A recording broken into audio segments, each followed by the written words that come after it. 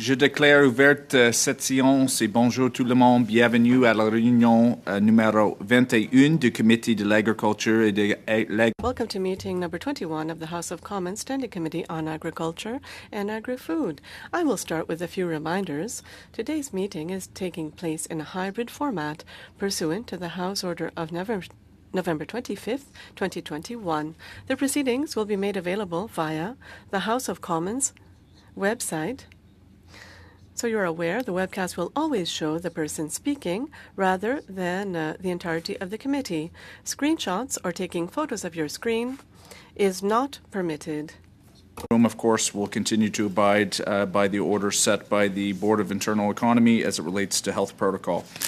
Pursuant to Standing Order 108.2 and the motion adopted by the committee on Monday, January 31st, 2022, the committee is resuming its study of the environmental contribution of agriculture. Of course, we have a one-hour panel here today before we'll move to committee business. In the room from the Canola Council of Canada, we have Jim Everson, who serves as president. Mr. Everson, good to see you here in person. Great to see you. From Beef Cattle Research Council, Andrea Brocklebank, who serves as the executive director, and Reinald Bergen, who is the science director. Welcome to you both on the line. And from Perennia Food and Agriculture Incorporated, Jennifer Haverstock, who serves as manager of horticulture, Rosalie Gillis-Madden, technical manager on the On-Farm Climate Action Fund. And let me say, as a Nova Scotia MP, thank you to Perennia for all your good work, and it's great to see you on the screen. Also like to recognize Mr. Chang is joining us today. So welcome to Agriculture. We hope you enjoy your time on our committee. So we do have 5 minutes for opening remarks from each of the parties, and I would ask Ms. Andrea Brocklebank or Mr. Reynold Bergen to start for 5 minutes, please. Thank you for the opportunity to present to you today. I'm Andrea Brocklebank, and I'm joined by Dr. Reynold Bergen, both with the Beef Cow Research Council. The Canadian beef industry is a significant contributor to Canada's environmental goals. Canadian grasslands sequester the carbon emissions from more than 3 million cars annually, benefit biodiversity, and produce high-quality protein from low-quality land and feed that often can't be used by humans. Producing 1 kilogram of Canadian beef generated 15% less greenhouse gases and used 17% less water in 2011 than 1981. Building on this, the beef industry has set ambitious goals for sustainability for 2030, which include a 33% reduction in greenhouse gas emissions, sequestering 3.4 million more tons of carbon annually, and preserving remaining grasslands and ecosystem services they support. Industry-driven research and innovation are critical to accomplishing these goals. Here's a few examples. Wildfires are destructive to wildlife, humans, the economy, and they release massive amounts of carbon dioxide into the atmosphere.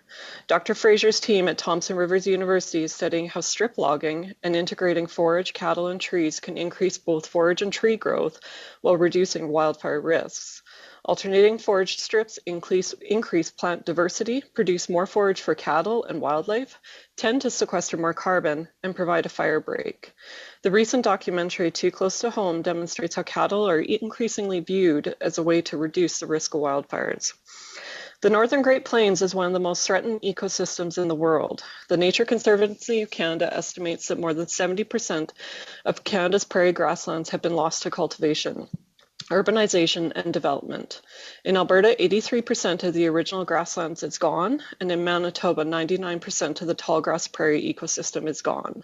Remaining grasslands survive because of cattle.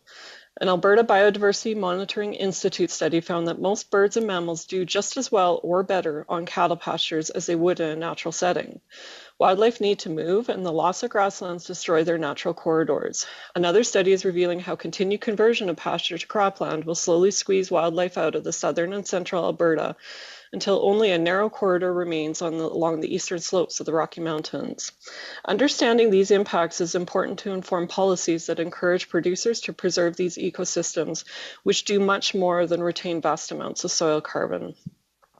Industry is also focused on quantifying the environmental benefits of using cattle to upcycle food and feed waste.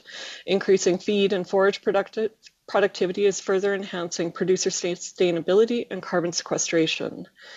Feed additives and other animal health technologies are key to increasing productivity while reducing our environmental footprint.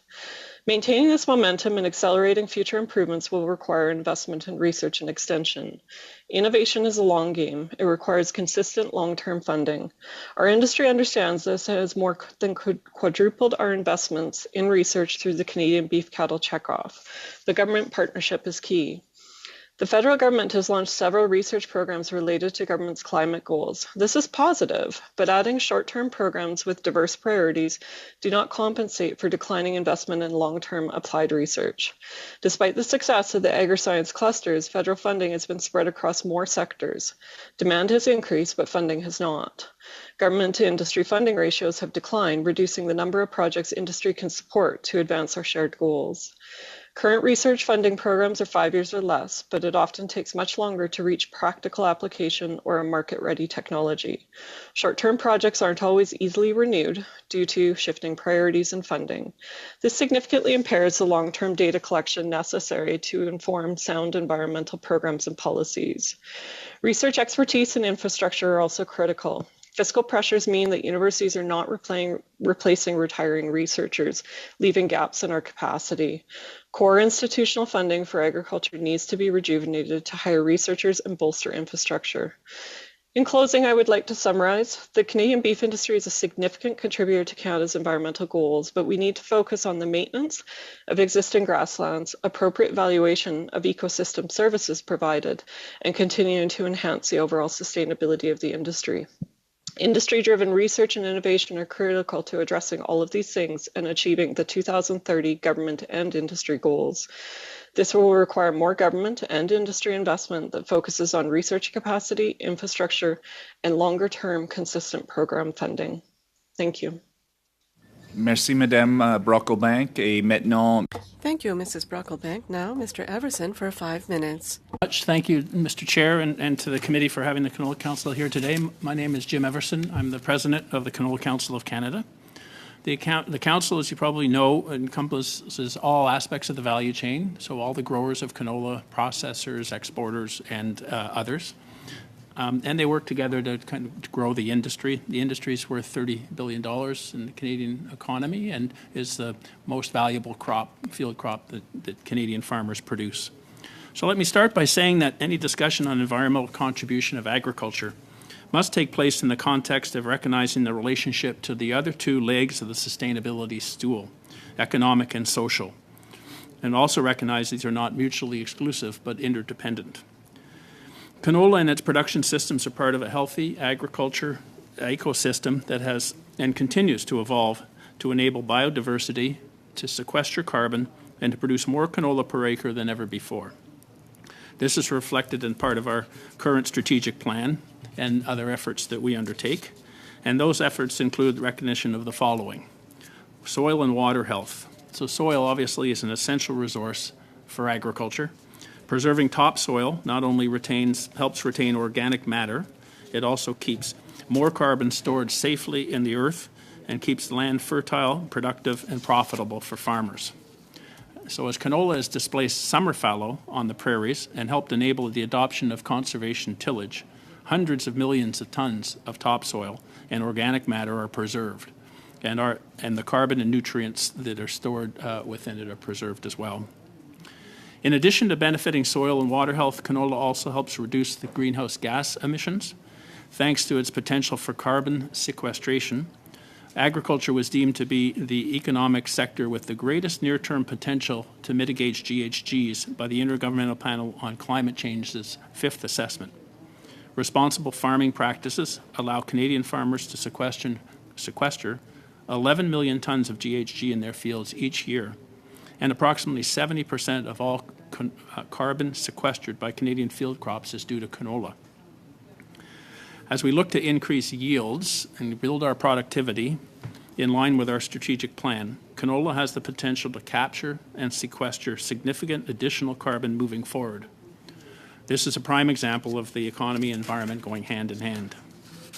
Land use efficiency is all about generating more food from the same amount of land that is already being farmed. By adopting leading-edge genetic traits, including herbicide tolerance and disease resistance, as well as innovations in crop protection and nutrient management, Canadian farmers are able to produce more canola per acre while maintaining the same farmland footprint. In fact, canola industry has a goal of reducing the amount of land required to produce 1 ton of canola by 40%.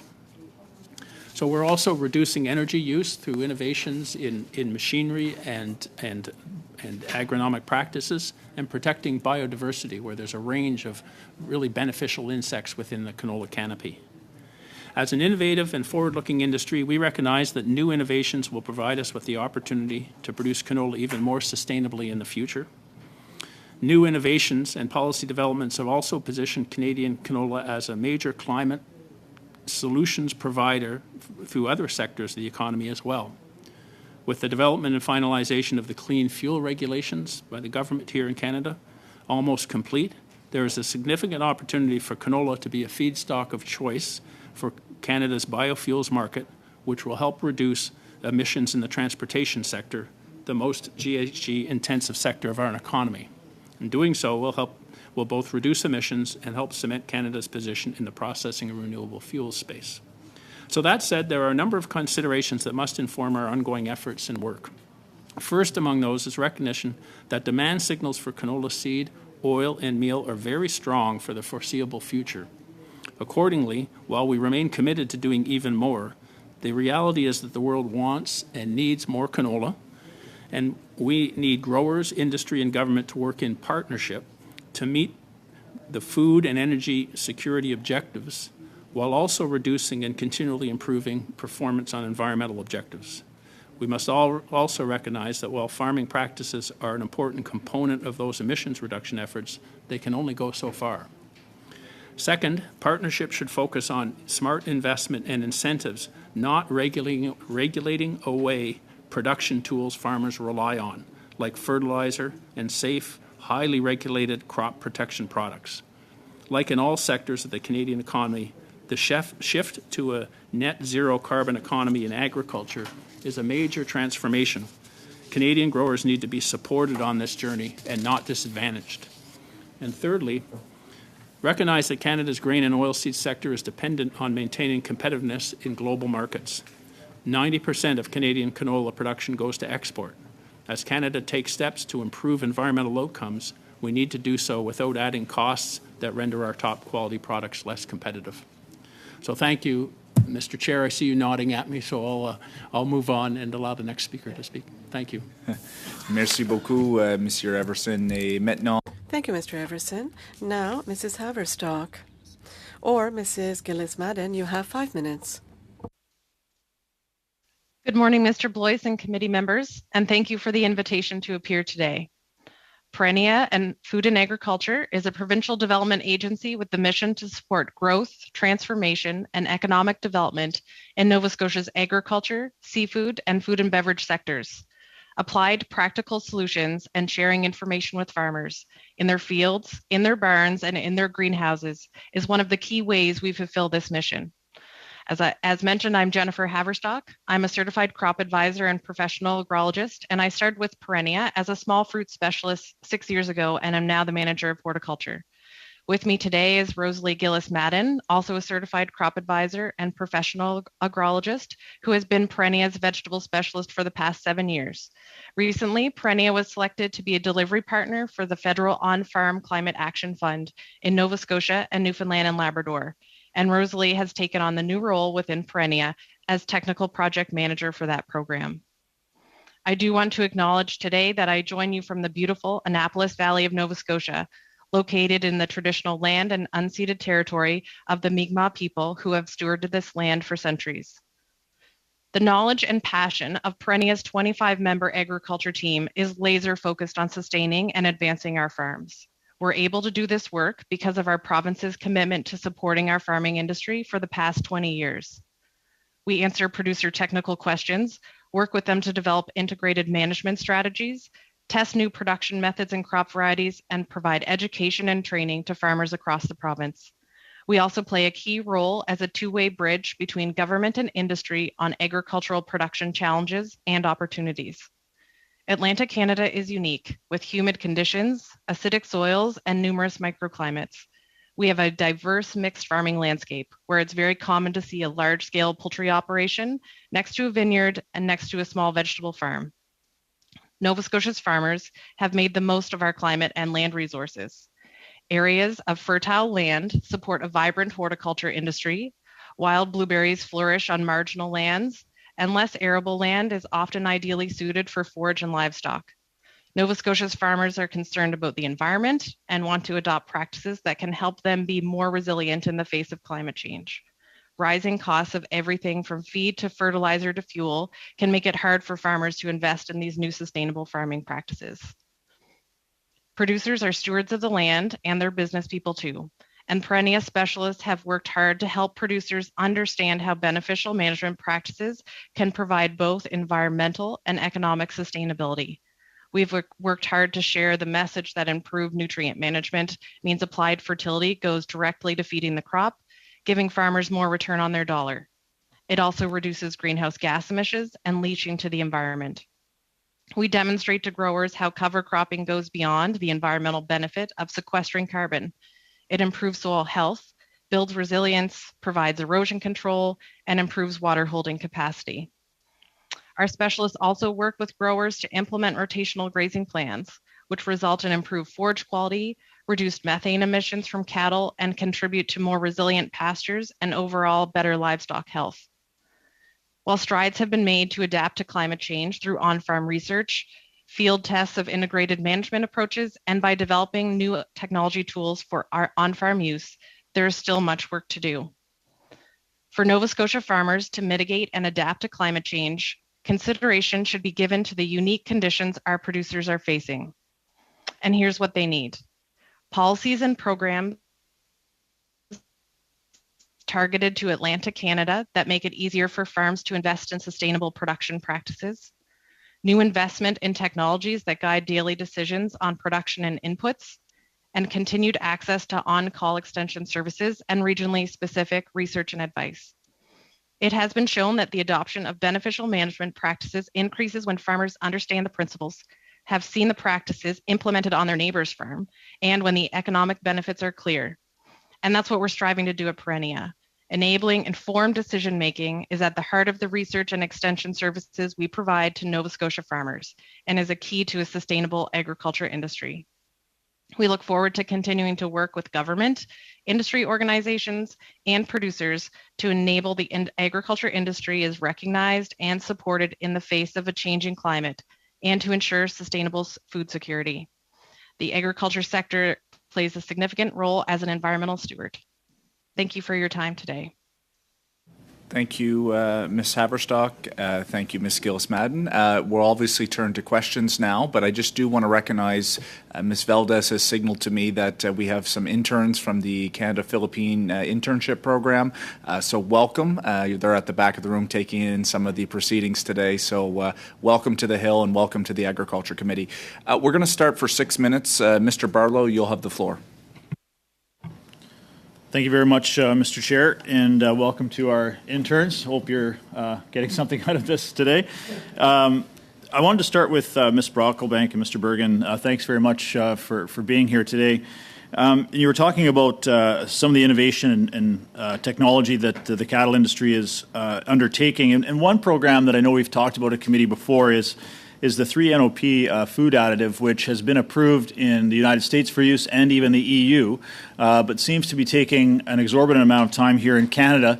And it seems to be because we're treating it much differently in terms of how we're analyzing its use. From my understanding, and it's been tested, Ms. Brocklebank, probably very much to your knowledge, in feedlots in southern Alberta, it can reduce methane emissions by up to 80%. What kind of a difference would it be to this industry to have this approved as soon as possible and in use in Canada? Thank you, John. So just to confirm, I think it's a 30% reduction in greenhouse gas emissions. Is that correct, Reynold? It depends a lot on the diet, okay, but at least 30, up to 80 in some cases, certainly. And so, yeah, one of the things that we've been looking at as an industry is feed additives. And one of the lowest hanging fruit, I'd say, is 3-NLP, which has been approved in some South American countries and other countries, primarily in the dairy industry to start, but also beef. And I think we do see potential for it. And it's one of the things that we really recommend government look at is timely approval processes. Canada is a smaller market in many cases. And some of these new products coming in, they are, they need to come in under an environmental claim because they aren't an animal health product, they're not a feed product, they are strictly there basically to reduce environmental emissions. And so streamlining our approval process to encourage these companies to apply, because it's quite a costly process to go through, is really important because we have done research in Canada related to these things. And I think the other thing to point out, though, is some of these additives coming in, while they have significant benefit from an environmental standpoint, they don't necessarily have an benefit from a production standpoint. And so how to incentivize producers who have faced a lot of challenges in recent years with drought and rising costs to adopt these when there isn't a direct benefit to their operation is something we really need to work on with government. Because while it is definitely beneficial and our producers are focused on that, right now they're focused on survival with the rising costs and the drought situation in much of our prairies at this point, or flooding in other areas. Thanks, Ms. Brocklebank. Appreciate that. We've had a chance to talk about the Guardians of the Grassland documentary in the past as well, and certainly provide some really good information. But one of the things that I found looking at that documentary was that there was an experiment got wrong when you removed cattle, I think from Cypress Hills in Saskatchewan as an example. And we still hear this message that a way to reduce emissions is to end animal, livestock industry and eat less meat. But can you maybe talk about what happened when cattle was removed from some grasslands and grazing? And, when we talk about, they're home to 60 species at risk. They're one of the most endangered ecosystems on the planet. Can you maybe talk about what the grazing does to the actual health of the land in those grasslands specifically? Yeah, certainly. I can take a shot at this one. Yeah, I think the couple of things that happen, and we haven't seen this exclusively in that area. We've also seen it across the line in Alberta when Agriculture Canada left the 1-4 research site and cattle came off there. One of the big concerns was that without cattle to remove the forage builds up and the risk of prairie fires greatly increases, which was a major concern for the neighborhood there. And so certainly the risk of fire buildup is one of the big concerns, which relates back to Andrea's earlier comments about the fire suppression in BC and the role that cattle can play there.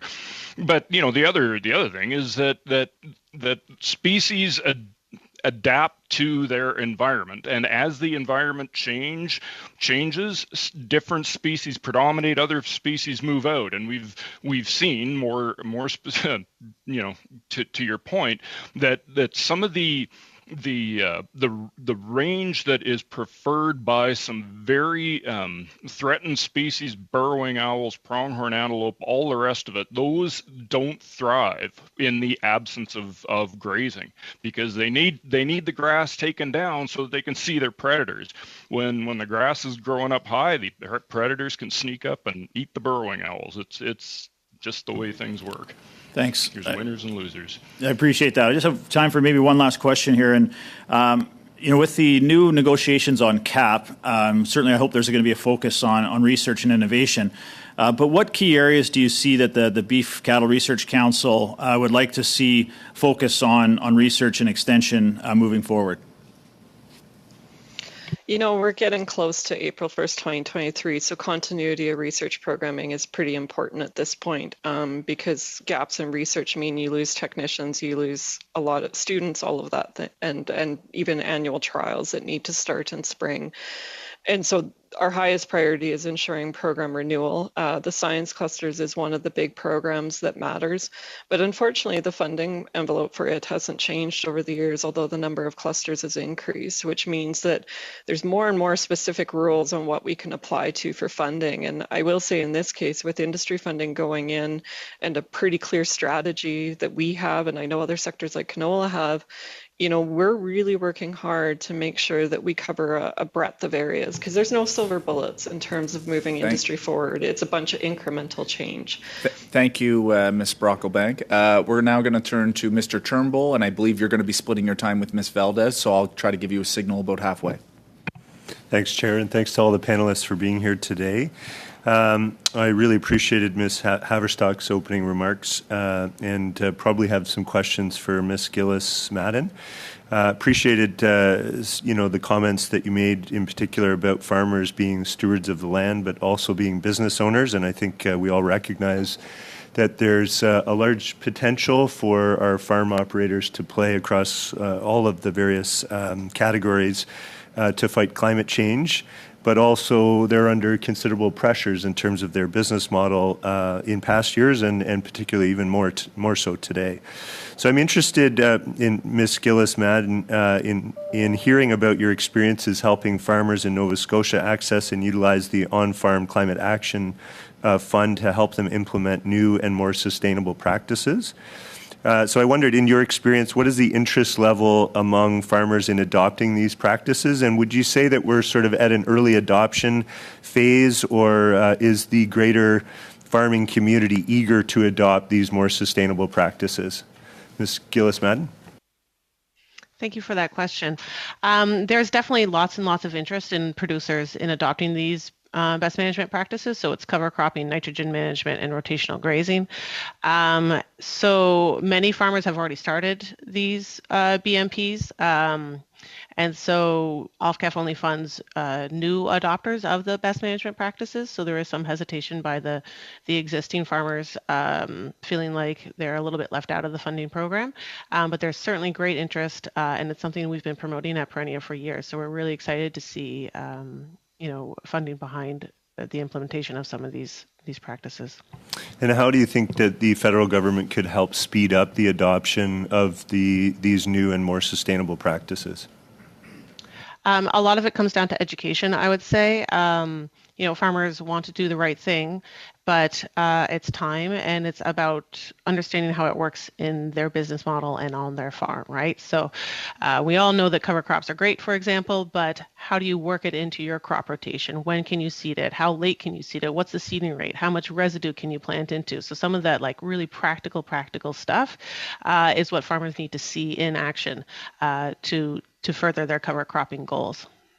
Thank you for that. And I appreciated the comment made about your organization and role in helping promote informed decision making. I think that's what you're talking about. Just one quick question. Would you count the services that you provide as an intermediary as transition advisory services? And could you speak very briefly to the importance of those?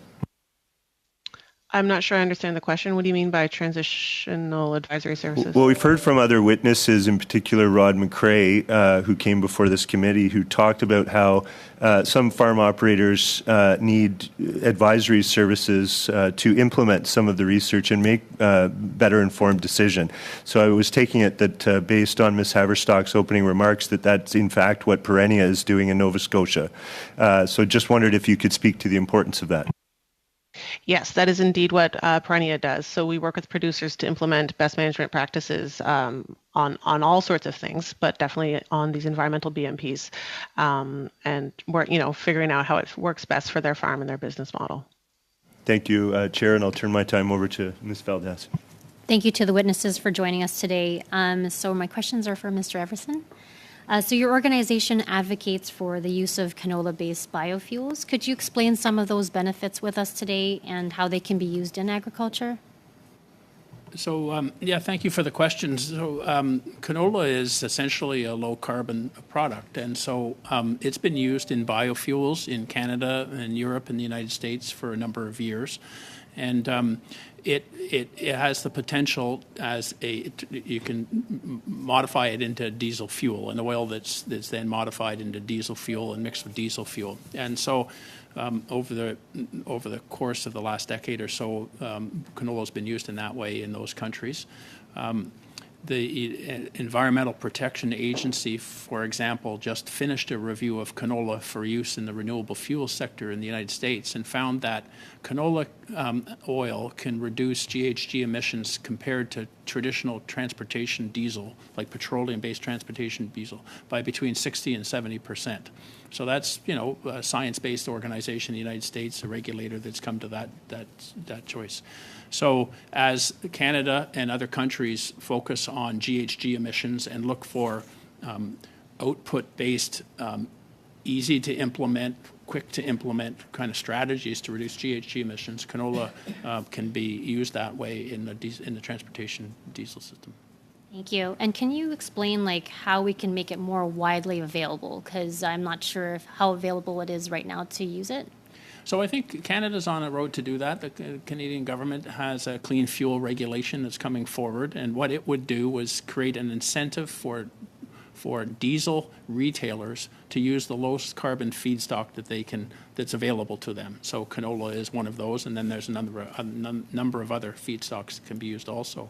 And so other countries are also following the same path. So we're very thankful that the Government of Canada is moving forward with the clean fuel regulation, because it helps not only reduce GHG emissions, but also diversify our industry away from volatile export markets. Perfect. Thank you. Is that Oui, c'est temps. Merci beaucoup, Madame Veld. That's time. Thank you, Mrs. Valdez and Mr. Everson. Now, Mr. Perron for 6 minutes. Thank you, Mr. Chair, and thank you for the witnesses for being here. Very much appreciated. Peoples from Agri-Food, perhaps Mrs. Haverstock. If I understand, you're an intermediary and you provide advice to the government for the Action Fund for Climate. I'm very interested in the importance of decentralization. Each agricultural business is a business in and of itself, and the person best placed to know when is a good time to invest is the producer. What would you recommend to the government for aid programs to recommend exemplary practices in agriculture? Thank you for the question. And I just want to be clear that I caught the entire thing was you were asking about potential programming that we would recommend to government. Is that correct? Oui, en fait, moi j'ai insisté sur Yes, but I would insist on the importance that funds be decentralized, that it not be just one program for all of Canada where businesses have to fit into. You mentioned in your statement that the reality in the Maritimes is not the same as in the West or in Quebec. So if you had a recommendation to make to government to get the most decision-making power possible, and what would you do? What would you say as a recommendation? I would start by recommending that at the beginning of any of the development of a policy or a program, that regions be consulted, and that there's consultation done both at some organizations such as ours, as well as with industry, to ensure that the programs are on point for the region or the sector that they're intended for. For example, in Nova Scotia, some of the issues that we have that may not be the same as in other parts of Canada are related to the fact that we have very acidic soils. And so liming is a key facet for improving fertilizer use. So making sure that what the money that producers are investing in fertilizer is essentially getting the best bang for their buck by making sure that the pH is at a reason or at a level that nitrogen use efficiency can be used to the best of its ability. Some other examples of that could be in Atlantic Canada. Then we have a range of climates like much of other parts of Canada. But one of the things that we've been dealing with as a result of climate changes because of having waterlogged soils, then we actually end up seeing a lot of denitrification and nitrous oxide emissions, which is a powerful greenhouse gas. So, for example, considering that is something that occurs in Nova Scotia, one of the programs may look at funding something such as controlled drainage that would allow producers to readily drain their fields at levels when there's levels of high rain or precipitation. And the opportunities with installing structures such as these as controlled drainage is that actually in times of drought, which we are seeing more and more in Atlantic Canada and in Nova Scotia, then we can actually use these structures to increase the water level in soils and make the most use of irrigation practices as well as precipitation.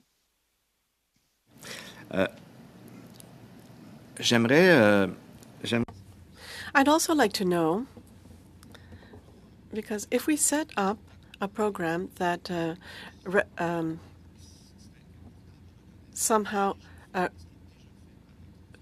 gives gains to those who have been pioneers in their domain, that have used exemplary practices, if we have a type of incentive for best practices, what would we do with people who are already implementing best practices and have been doing so for years? I'm actually going to see if Rosalie would like to field this question. Sure. Compensating farmers for ecosystem services such as sequestering carbon, other parts of the world are doing it, and I definitely see that there's great opportunity for Canada to support producers to continue doing good environmental stewardship on their farms. OK, merci beaucoup. Thank you. Now, people from the Beef Cattle Research Council, I would like to know, because you spoke of the importance of grazing land for carbon capture, on also the preservation of at-risk species, and we also talk about methane emissions by cattle. Do you have figures on the proportion, to what extent it's advantageous or not to conserve grasslands where we have cattle grazing? Well, I think what we understand is we continue to focus on reducing our greenhouse gas emissions. So we've seen reduction over the last 30 years, and we've set a goal for 2030 to continue to make a 33% reduction in those emissions. And a lot of that's as we increase productivity of our grasslands, basically we can produce more beef using less acres, but also less time. And that means less emissions, less water usage.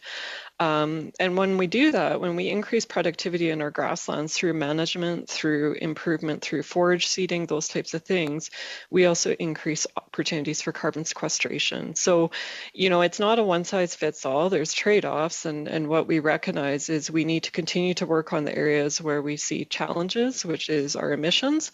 But we also have the opportunity to increase our carbon sequestration and maintain those wildlife habitats and biodiversity areas.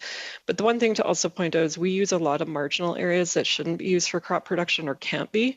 And so we're producing a high quality protein using this land, but also making sure it's maintained in a healthy way for wildlife and other benefits like carbon sequestration, which I think is the one thing. We view that we should be complementary to other sectors, crops. Merci beaucoup, Madame Brocklebank.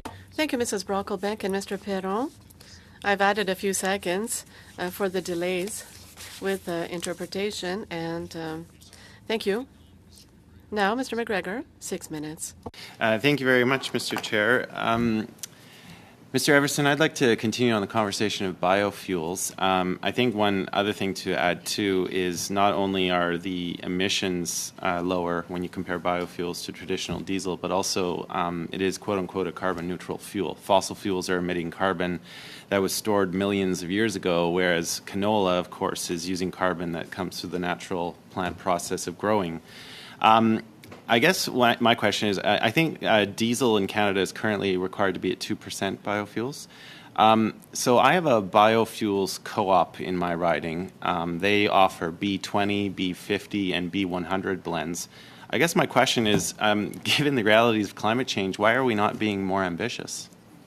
Well, I think the federal mandate is 2%. Provinces have different mandates. So in BC, I think the level is higher, and across Canada, you'll find the level higher. It's much higher in Quebec also. So there's different processes there, and I think that's a good question. I think the GHG reduction possibilities by using plant-based oil seeds is really very valuable. On my very small farming property, my wife and I bought an older model diesel truck because we found when we were doing our research that it was actually the older models. So we got a 2002. Those older diesel engines were better able to handle higher blends like B100 than the newer models. It had to do with the fuel injectors. They tend to get clogged. What kind of conversations are we having with vehicle manufacturers so that their engines can actually adapt to higher blends? Like is that something that the Canola Council's involved in, or something that we need to push a little bit more? So they're very advanced in terms of the mandates that we're dealing with in Canada, the United States, and Europe. All the manufacturers of farm equipment indicate that their equipment is fine at managing at the levels that we're at, and. Canola is good for your health. It's the healthiest oil, I think, for human consumption on the marketplace, we say, but it's also good for your injectors. It's very clean, and so that's why it's good from a biofuels point of view. Okay, good to know. And then if we are going to be ambitious, if we're going to make some recommendations in this committee report, I guess, what is the capacity of the industry? How much time do you need to scale up to the ambitions that we need to have? I know that you've had a recent victory with our overseas market in China, and there's a lot of competing priorities for the canola industry, but you've indicated that the growth signals are very strong. So if we are to set really ambitious targets incorporating biofuels and trying to phase out fossil fuel use, how quickly can the canola industry in Canada respond? I think the regulations will create an incentive to grow the industry. Canola is in a good position because of its scalability. It's a major crop. It's a very mature crop. Farmers are used to working with it and so on. So the other products are, oil left over from rendering cattle and used cooking oil and so on that's collected from restaurants. And those are byproducts of other practices that take place. And so they're not able to scale up like canola or soybeans are able to do as an industry. So I think the demand signals that are being created, like with the Canadian fuel regulation, will do that. I think the key then is, there's been some mention earlier on about the CAP program and the cluster program, especially the science cluster program. I think it's that part of the agenda that's really important, is making sure there's no delay in continuing to do those innovative programs that are looking for agronomic solutions for growers, regulatory approval and ensuring we have quick regulatory approval and science-based regulations and policy. Those kinds of framework pieces, I think, will be work in concert with the mandates that are put in place for biofuels and other areas. Like the Canola Council is also a delivery agent for the on-farm climate action program, and we're very focused on nitrogen use and the precise use of nitrogen use. So I think those programs are also incentivized by having regulations in place, that we ensure we have market access in global markets so farmers are not set back by market access issues that come up from time to time, and that we have regulatory approval that's swift and so on. And that would complement the incentive programs that are being put in place. Right. And I think maybe my final question is, I've been looking abroad to see examples around the world of countries that are really getting quite active in their agricultural fields vis-a-vis climate change. For example, France, is very heavily invested in developing agroforestry and silvopasture. Australia has launched a national soil strategy because their soils are very old, very prone to erosion. But I think we've all seen the examples of what climate change is doing to Australia with the wildfires and horrible floods. Looking at those examples, do you think Canada, the federal government, should be doing more to kind of push those kind of strategies here? Do you have any thoughts on that? Well, I think Canada is doing a great deal through the on-farm climate action program, through the setting a target for emissions reduction and nitrogen use, which is really important for our industry since our industry relies very heavily on nitrogen use in canola. So that's a challenging issue for us, and the other areas that we've talked about. So I think the Canada has a very progressive sustainability and climate change program in place. And I think we need to be sure that while we're going through that approach, we're also ensuring that other countries are as proactive, because we are competing with other countries. And if so Canada puts in place a carbon tax, it adds cost to a grower. We have to be sure that we can be competitive in international markets while we're implementing these practices to make our agriculture greener. Thank you, Mr. Everson. Thank you, Mr. McGregor. We'll go to our second round of questions. Mr. Falk, for 5 minutes. Over to you. Good. Thank you, Mr. Chair, and thank you to all our witnesses this morning. Your presentations have been very interesting. I would like to ask the Beef Research Council some questions, just following up on their presentation. You indicated that by 2030, you are aiming for a further 33% reduction in greenhouse gas emissions. Could you also provide us with the amount of increased production you expect as a target for 2030 and how you expect to get there?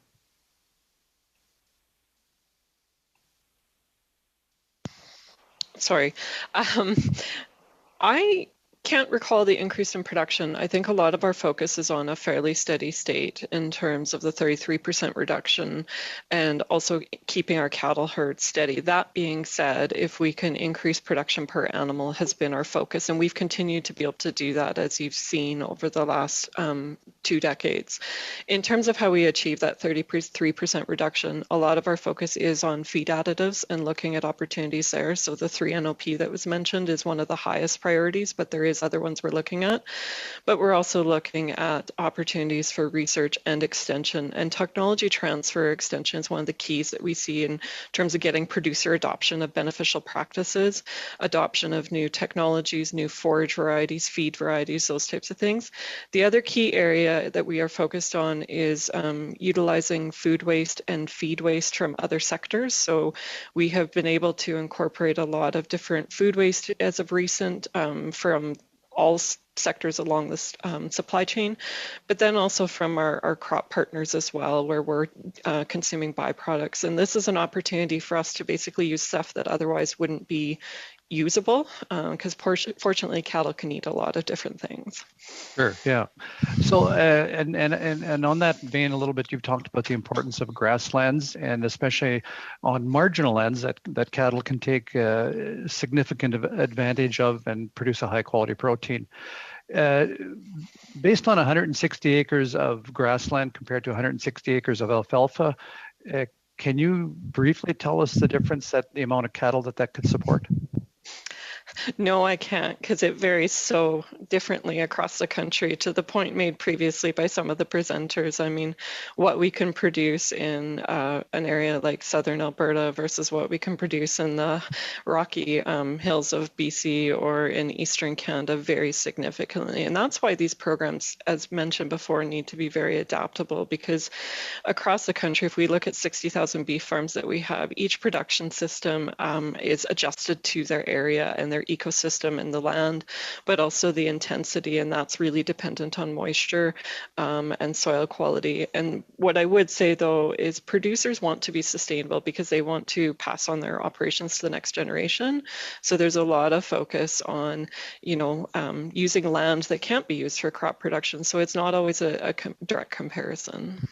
Okay. Good. Well, thanks. Mr. Everson, I'd like to key in on some of the comments you made. You talked about farmers can't be regulated out of business and should rather be supported and not disadvantaged.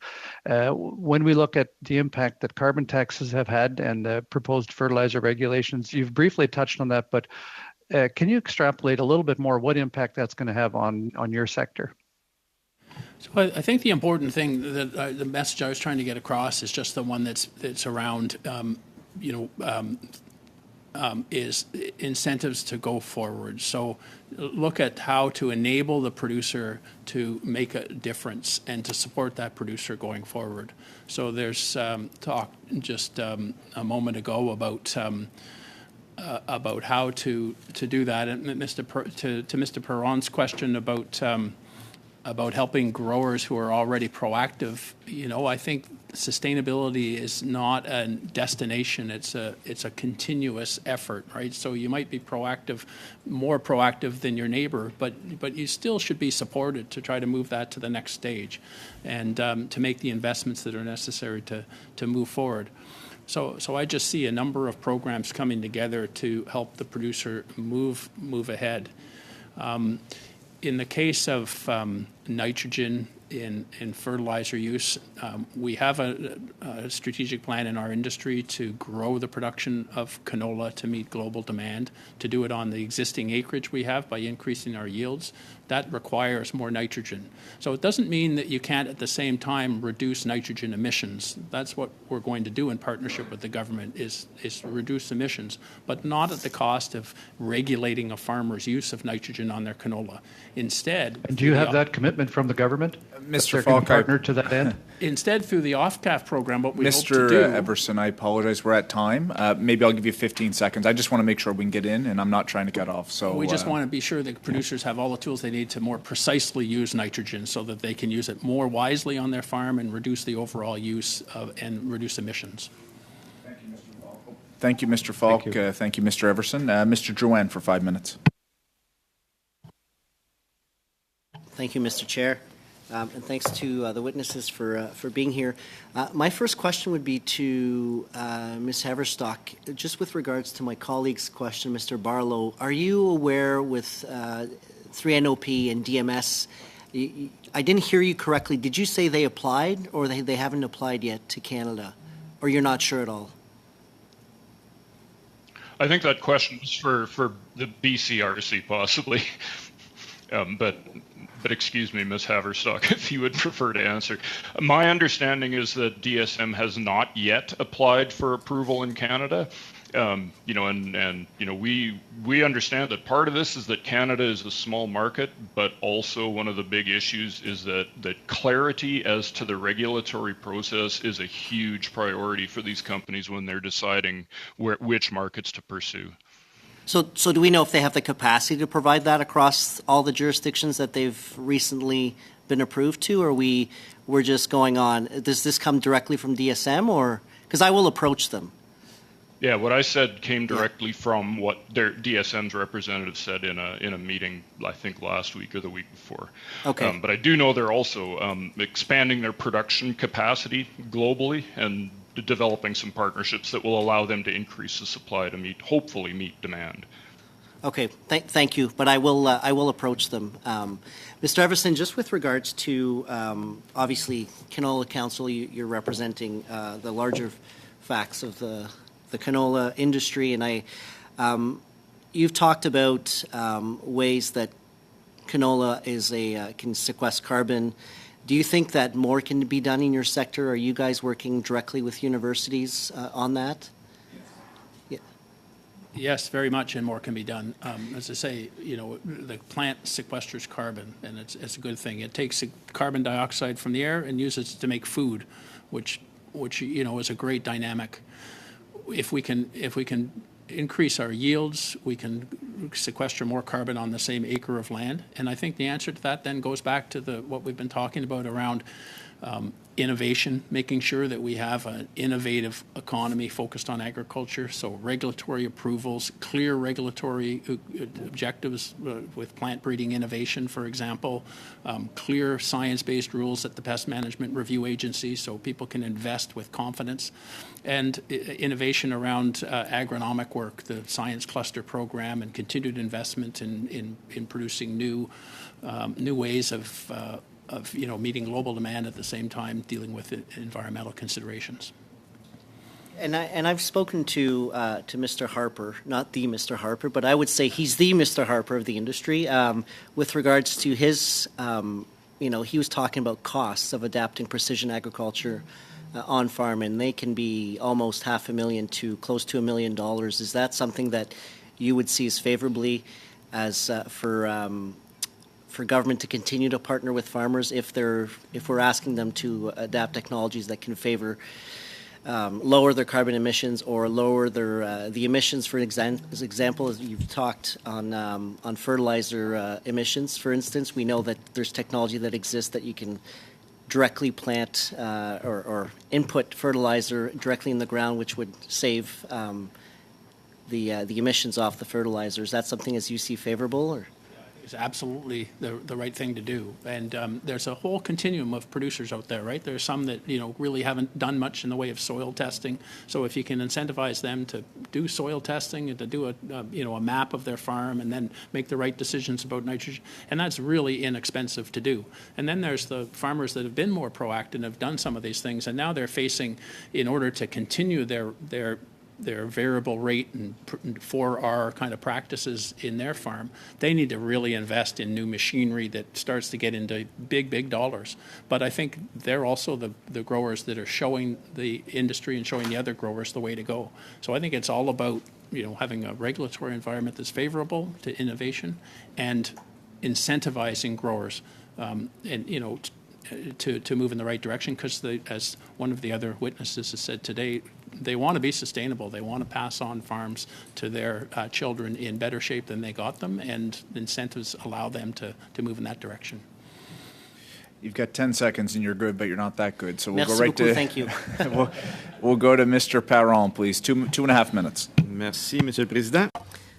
Thank you, Mr. Chair. Mr. Everson, if we continue on, and based on your previous answers, you referred to things that were important. It was important to encourage people who were already using best practices. And when you talked about genetics, and you said we shouldn't regulate too much, and then you said, well, we do need efficient regulation based on science. So what you're really telling the committee is that it's not to remove all regulations, but to have regulations based on science and very efficient. That's correct? And I think the public wants to be sure that there is strong regulation, and that our institutions like the Canadian Food Inspection Agency, the Pest Management Review Agency are left to make science-based decisions on our behalf. So it's not about not having regulation; it's about having smart regulation and regulation that adapts to changing environment quickly, at the same time as ensuring safety and efficacy of products. Merci beaucoup. Est-ce que vous pensez que...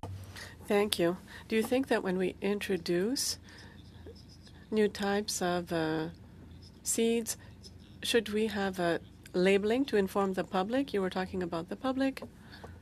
So I think what we need to do is be sure that we have transparency, so manufacturers are able to register their products in a place where everybody is able to see what the key aspects of that, the key characterizations of those products are, so that everybody is informed about what the products are.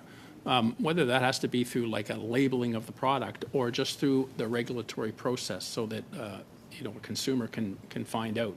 So as new seed innovations come forward, one of the Health Canada is working on a new policy there, and one of the aspects of that is transparency, being sure that people that bring their products forward, companies that bring their products forward, register them and make it clear, the process that was used to create the seed. Monsieur Parent, c'est just 15 secondes. 15 seconds left. Thank you. Merci, Monsieur Everson. Thank you, Mr. Everson. And now Mr. McGregor. Thank you, Mr. Chair. I think for this intervention, I'd like to turn to the Beef Cattle Research Council. And I was taking note in your opening remarks about I think you coined it strip forestry that was mixed with cattle.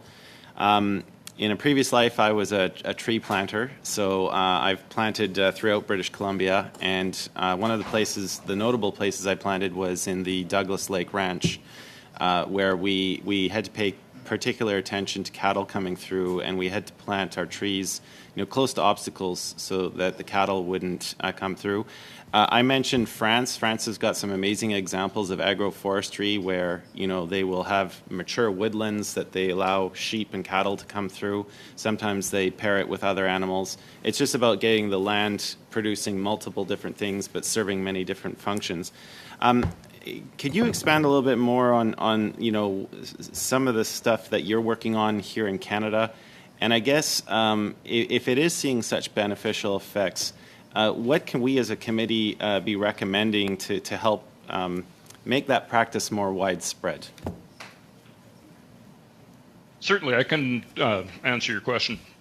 So that project that Andrea was referring to is one that was funded under this Beef Science Cluster, the current one, which means that project started in 2018, which means we have 4 years worth of data on it. Right. So what this, and all of these changes, whether it's environmentally or whether you're trying to measure differences in tree growth, those things take a long time. And so, I think one of the real take-home messages from this is that sometimes to get answers to research questions, you need a long time. But the benefits that we're seeing in terms of the tree growth here are really because we're leaving a big wide strip between trees so that more sun can get at the trees and more sun can also get at the forage at the same time, so that there's win-win-win, right, for the trees, for the cattle, and for the environment. Does that answer your question? What more do you want to see from the federal government to encourage those types of practices, I guess? Well, I think one of the things that would be really, really helpful would be getting back to Andrea's earlier point around the duration of research funding, is that 5-year funding windows really deter research projects like this that take 20 years to come up with an answer. Thank you, Mr. McGregor. Andrew, do you have anything to add? Thank you, Mr. Berger. We're at time. I'm just going to ask one quick question of Miss Haverstock, given my connection to the Annapolis Valley, and thank you for pointing out our beautiful valley. Controlled environment agriculture. You deal with the horticulture sector. I'm thinking about places like Dahan. I'm thinking about Nova Agri, Vermeulens that have different variations of those types of controlled environment agriculture. Operations, I'll say, is 2 questions. Do you see that as an important pathway in the future of the production of food? And second of all, does the Government of Canada have a responsibility or a role in that, or is it best funded through the private sector and there's available capital there? Great question. Thank you very much. I would say in Nova Scotia or in really generally across Canada, the future of food is definitely looking towards protected or controlled environment agriculture, especially in the horticulture sector, in order to achieve food security. And some of the investment that's made regionally in the last little bit has been towards that shift. And I think one of the things that has really helped move that forward, and again, there's a lot of interest here, is the fact that government has supported industry and some field producers, let's say, make the shift into controlled environment agriculture is because they have support from government in making that shift.